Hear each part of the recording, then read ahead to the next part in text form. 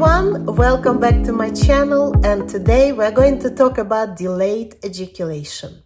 Delayed ejaculation affects less amount of men than erectile dysfunction or premature ejaculation. However, it's still a problem, and we're going to look at the definition of delayed ejaculation, its symptoms, its causes, and how to deal with this problem.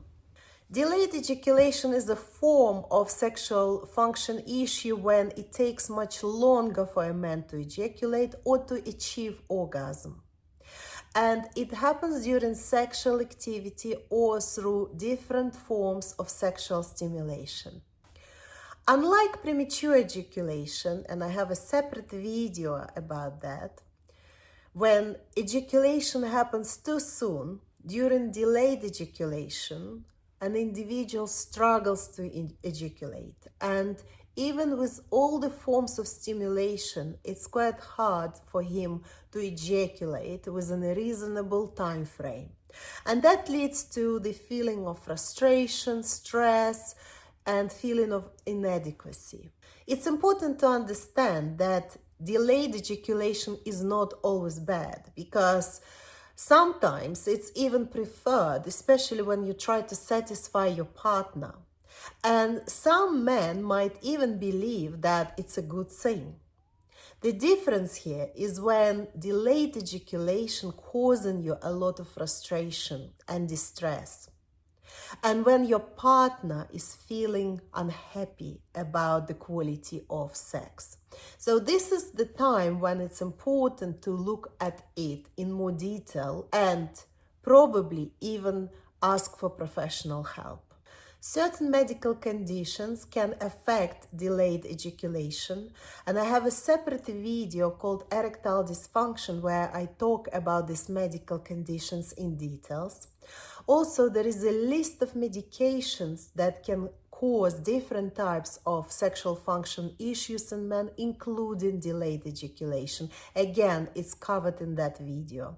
So some medications, including antidepressants and also medications for blood pressure, can cause delayed ejaculation problems. If you experience problems with delayed ejaculation, there are certain things that you can do. First of all, go and see GP and do a general health checkup. Do blood tests in order to find out if there are any underlying medical conditions. It's important to eliminate any contributing medical factors that can potentially cause this problem. After that, look at your lifestyle and understand if there are any stressful situations, maybe pressure, maybe anxiety, maybe some problems happening in your life. Look at your relationships, what your relationships are like with your partner. Sometimes you might underestimate the contribution to sexual function issues by the relationship, by the quality of the relationship. It's important to involve your partner in your problem, and quite often it's so difficult to do and also so intimidating to do as well. So it's important to establish trust, communication, open conversations where you can feel comfortable and relaxed, and allow your partner to be aware what's happening right now with you.